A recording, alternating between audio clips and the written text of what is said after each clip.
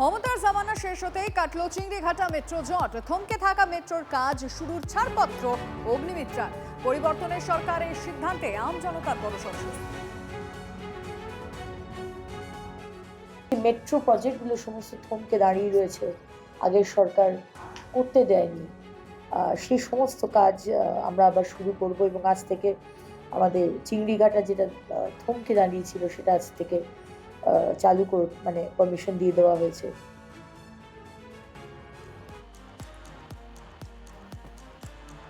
পুরো নগরোন্নয়ন মন্ত্রকের দপ্তরের দায়িত্ব নিয়ে তিনি এই গুরুত্বপূর্ণ সিদ্ধান্ত নিয়েছেন। আরো বেশ কিছু গুরুত্বপূর্ণ মন্ত্রিত্ব পেয়েছেন অগ্নিমিত্রা পাল। মেয়ের সাফল্যে খুশি অগ্নিমিত্রার বাবা এবং মা। এই জেলার বুকে এর আগে কোনো মহিলা মন্ত্রী দেখা যায়নি, মানে এটা কখনো ভাবতে পেরেছিলেন?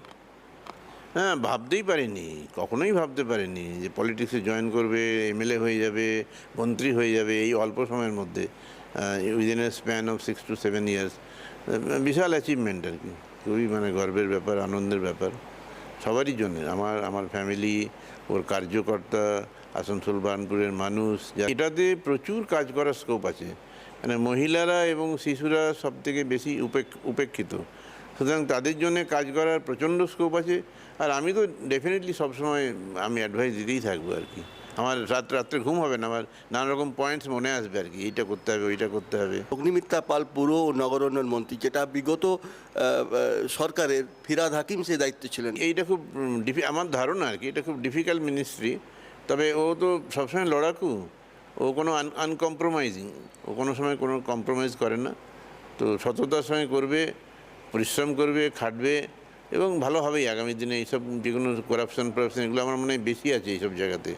আরবান ডেভেলপমেন্ট এবং মিউনিসিপ্যাল অ্যাফেয়ার্সে করাপশন প্রচণ্ড, সেইগুলো আমার ধারণা ও করতে পারে, রেকটিফাই করতে পারবে। ছোটোবেলা থেকে ওর মধ্যে একটা লিডারশিপ আছে, ও সবসময় সব জায়গাতেই নেতা হয়ে যায় আর কি, বন্ধু মহলে বলো আর সব জায়গাতেই। তো সেইটাই ওর কাজে দিয়েছে আর কি, যত জায়গায় যাচ্ছে নিজেকে ফ্লারিশ করছে আর কি। এটা এখনও রেজিস্টার করতে পারছি না, মানে চিন্তাই করতে পারছি না আমি এতটার মধ্যে। বুঝতে পারছি বিশাল ব্যাপার সেটা আমি বুঝতে পারছি। মানে আমাদের ছাপোষা, আমাদের মধ্যবিত্ত, আমাদের মানে এর মধ্যে কেউ 14 পুরুষ, আমার দিকে 14 পুরুষ, ওর বাবার দিকে কেউ কোনো দিন রাজনীতিতে ছিলেন না। তো সেইখান থেকে ও এসে আর এত উঁচু জায়গায় এত অল্প সময়ে চলে গেল। আমি আশা করি যে আরও অনেক ভালো কাজ করতে পারবো দেশের জন্যে।